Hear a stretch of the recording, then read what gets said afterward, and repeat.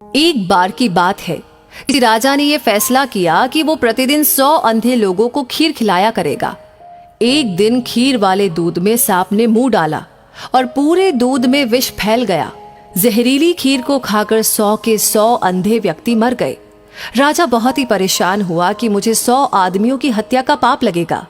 राजा परेशानी की हालत में अपने राज्य को छोड़कर जंगलों में भक्ति करने के लिए चल पड़ा ताकि इस पाप की माफी मिल सके। रास्ते में एक गांव आया। राजा ने चौपाल में बैठे लोगों से पूछा कि क्या इस गांव में कोई भक्ति भाव वाला परिवार है ताकि उसके घर रात काटी जा सके। चौपाल में बैठे लोगों ने बताया कि इस गांव में 2 बहन भाई रहते हैं जो खूब पूजा पाठ करते हैं।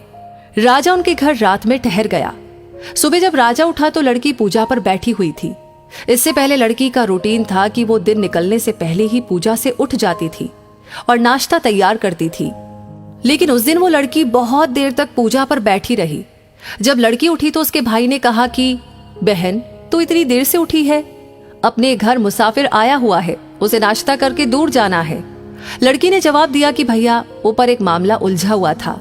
धर्मराज को किसी उलझन भरी स्थिति पर कोई फैसला लेना था और मैं वो फैसला सुनने के लिए रुक गई थी, इसीलिए देर तक ध्यान करती रही।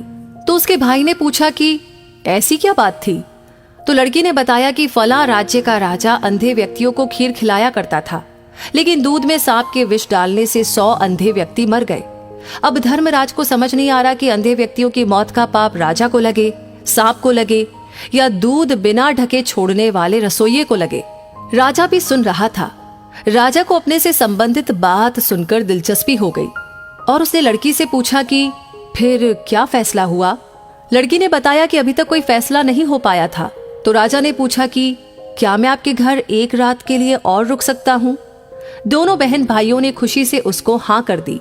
राजा अगले दिन के लिए रुक गया, लेकिन चौपाल में बैठे लोग दिन भर यही चर्चा करते रहे कि कल जो व्यक्ति हमारे गांव में एक रात रुकने के लिए आया था और कोई भक्ति भाव वाला घर पूछ रहा था, उसकी भक्ति का नाटक तो सामने आ ही गया है।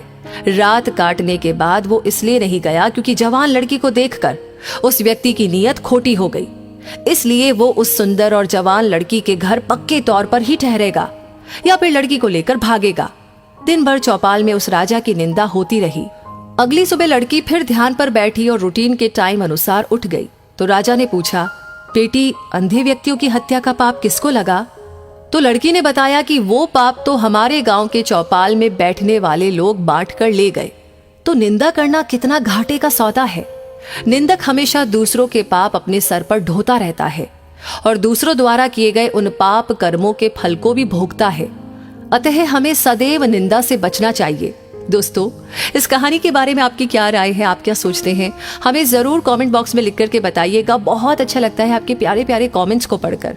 हौसला अफजाई होती है, हमें इंस्पिरेशन मिलती है। साथ ही साथ आपने लाइक कर दिया है तो इस कहानी को शेयर जरूर से कीजिएगा, क्योंकि आपका हर एक लाइक, हर एक शेयर, हर एक कमेंट हमें मोटिवेट करता है ऐसी ही प्रेरणादायक वीडियो आपके सामने लाने के लिए। साथ ही हमारी हर वीडियो को सबसे पहले पाने के लिए हमारे पेज को फॉलो करना ना भूलें। धन्यवाद।